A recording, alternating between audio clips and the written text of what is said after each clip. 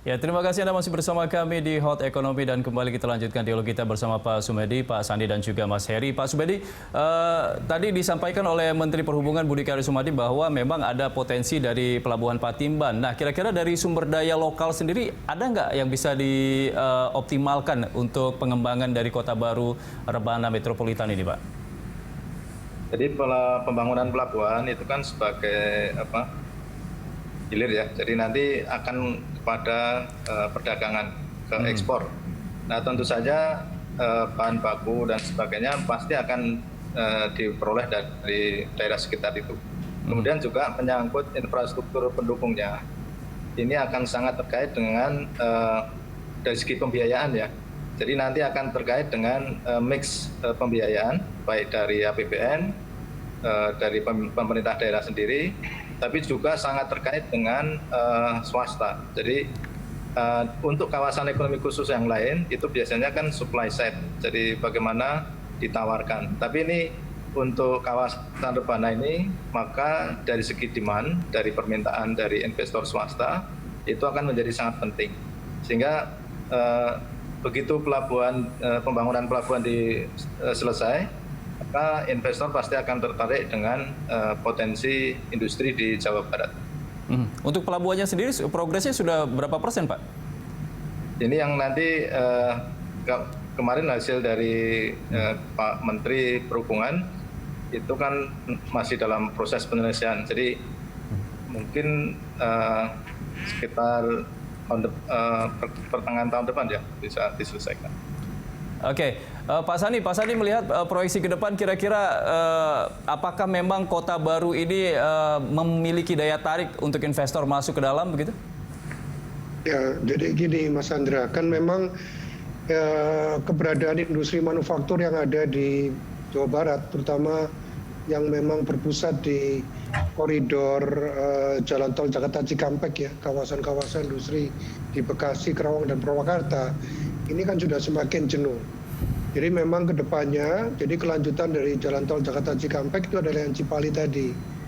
Dan ini memang pemerintah juga sudah menyiapkan ya dengan berbagai integrasi antara akses dan aset yang ada. Jadi aksesnya ini memang Jalan Tol Cipali itu sendiri, kemudian ada jalur kereta, baik kereta barang maupun kereta penumpang.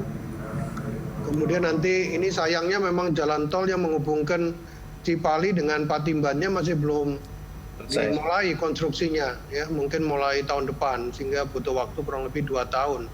Padahal Patimbannya sendiri untuk tahap pertama, fase pertama itu akhir tahun ini sudah akan dimulai operasinya, soft launchingnya. Demikian juga yang jalan tol Cisumdawu, ya itu jalan tol yang menghubungkan antara Bandung dengan Kertajati itu juga masih belum selesai, sehingga bandaranya juga sayang sekali itu sudah setahun lebih itu kurang optimum penggunaannya. Ini yang kita harapkan memang antara kementerian dan lembaga ini harus saling koordinasinya dengan baik ya. Kalau aset yang ada tadi ya di samping tadi ya pelabuhan dan bandara, ada kilang minyak Balongan, ada waduk Jati Gede, ya, kemudian ada PLTU di Indramayu, ya itu yang diharapkan integrasinya juga bisa baik untuk memenuhi kebutuhan nanti industri-industri yang masuk di kawasan-kawasan industri yang ada di koridor ini. Saya rasa itu Mas Andra. Oke.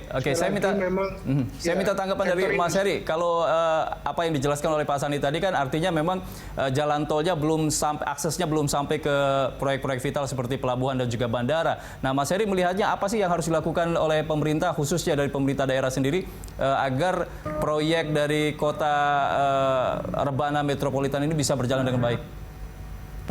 Ya, jadi memang syarat utama yang diperlukan adalah bagaimana mempersiapkan infrastruktur, gitu ya, infrastruktur yang terintegrasi, yang memang itu semua diperlukan oleh dunia usaha, gitu. Jadi kalau memang Jawa Barat ingin membangun sebuah pusat industri yang baru, maka ya jangan kehilangan momentum, yaitu untuk bagaimana mengintegrasikan dan membangun infrastruktur yang memang diperlukan bagi kepentingan dunia usaha seperti itu. Jadi harapannya memang selain mempersiapkan katakanlah SDM, kemudian juga industri, juga infrastruktur yang terintegrasi ini penting ya, karena salah satu yang menjadi pertimbangan bagi investor tentunya adalah bagaimana mereka melihat infrastruktur yang terintegrasi dari pelabuhan kemudian ke pusat kawasan industri, kemudian bagaimana mereka mengakses sumber daya energi, kemudian bagaimana mengakses sumber bahan baku, kemudian tenaga kerjanya dan lain sebagainya. Nah, ini yang menjadi pertimbangan utama. Nah, kalau memang masih ada yang kurang atau telat dalam hal pembangunan, maka ini akan berimplikasi terhadap nantinya percepatan pemulihan ekonomi khususnya di Jawa Barat gitu. Jadi kalau telat ya, infrastrukturnya ya nanti ini juga akan berdampak terhadap lambatnya pemulihan ekonomi di Jawa Barat yang padahal menurut saya ya ini merupakan momentum yang pas gitu ya, apabila Jawa Barat ini sebagai salah satu kawasan atau pusat industri pengolahan yang kontribusinya mencapai 40% lebih terhadap PDB Jawa Barat, maka Jawa Barat nih harus mencari pusat-pusat yang baru lagi gitu. Kalau kita lihat kawasan-kawasan yang ada saat ini sudah mulai mencapai titik jenuh gitu ya. Nah, maka perlu dicari daerah-daerah yang baru yang memang itu masih memiliki potensi yang cukup besar gitu untuk dilakukan peningkatan nilai tambah, kemudian berperan lebih besar dalam rantai nilai global seperti itu. Oke, tapi Mas Heri, kalau Anda melihat saat ini di wilayah segitiga Rebana ini potensi apa yang bisa menarik investor dari luar ini? Ya, pertama Jawa Barat itu kan merupakan terkenal dengan kawasan industrinya gitu ya. Kawasan industri yang paling banyak di Indonesia itu ada di Provinsi Jawa Barat. Nah, kawasan industri apabila dikelola dengan baik, kemudian juga bagaimana supaya para tenannya ini tertarik, maka yang diperlukan adalah pembukaan lahan yang baru. Karena kalau misalnya terjadi keterbatasan lahan kawasan industri, ini harga lahan bisa semakin banyak. Bisa semakin tinggi harga lahan. Nah, kalau harga lahan kawasan semakin mahal, maka ya terus akan menyebabkan daya tariknya atau daya saingnya menurun. Nah, sehingga memang bagaimana supaya minat investor itu tetap bisa masuk ke Jawa Barat, ya bisa mengendalikan harga lahan itu. Harga lahan pertama, kemudian yang kedua adalah sumber-sumber yang terkait dengan kompetensi inti daerahnya. Nah, di Jawa Barat saya rasa sudah cukup banyak yang menjadi pusat-pusat produk-produk tertentu gitu ya. Katakanlah di Cirebon itu kan ada rotan ya, kemudian juga di daerah sekitarnya, belum lagi komoditas-komoditas yang terkait dengan pertanian, perkebunan. Nah, ini kan Jawa Barat menjadi salah satu yang unggul dalam hal ini. Nah, sehingga untuk bisa itu optimal, maka perlu ada yang namanya pengolahan. Nah, pengolahan inilah yang diharapkan bisa terjadi seoptimal mungkin sehingga nilai tambahnya nanti memang benar-benar optimal. Namun kan syaratnya perlu investasi, perlu akselerasi investasi. Nah, supaya investasi datang, ya maka tadi ya syarat-syaratnya tadi itu seperti infrastruktur yang terintegrasi harus cepat disediakan supaya investor ini mereka nggak keburu ngelirik daerah lain gitu. Karena kan yang dikhawatirkan kalau mereka keburu ke daerah lain, nah nanti akan kehilangan momentum di situ. Pak Subadi silakan ditanggapi, ini infrastruktur yang belum terintegrasi, jalan tolnya belum sampai ke pelabuhan, kemudian juga belum sampai ke bandara, ini seperti apa nanti ke depannya? Yang pertama memang langkah-langkah yang harus dilakukan, terutama menyangkut revisi terhadap rencana tata ruang wilayah ya, sebagai bagian dari upaya untuk mempercepat pembangunan infrastruktur. Karena ini akan menjadi persyaratan di dalam percepatan pembangunan infrastruktur. Yang kedua memang dari segi kesiapan lahan. Yang ketiga adalah dukungan dari segi pasokan listrik, air bersih, dan juga dari sisi perizinan. Itu tiga hal itu yang penting. Tapi yang berikutnya ada yang menyangkut pilihan industri. Jadi ada tiga pilihan. Yang pertama adalah market base, artinya berbasis kepada pasar. Jadi industri-industri yang berorientasi pasar, karena Jawa Barat dengan jumlah penduduk yang tinggi dan juga kalau orientasinya ekspor, maka ini dengan adanya pelabuhan menjadi titik keluar untuk ekspor. Pilihan yang kedua, industri berbasis sumber daya atau resource base. Di sini menyangkut bagaimana komoditas pertanian yang dihasilkan di Jawa Barat itu menjadi sumber bahan baku yang utama. Yang ketiga, industri berbasis kepada pengetahuan atau knowledge base. Di situ ada banyak perguruan tinggi, ITB, Unpad, dan sebagainya. Itu bisa menjadi sumber pengetahuan. Sehingga nanti pilihannya ada 3 tadi, resource base, knowledge base, atau market base. Nah, infrastruktur yang dibangun nanti pasti akan sangat terkait dengan jenis-jenis industri yang dibangun.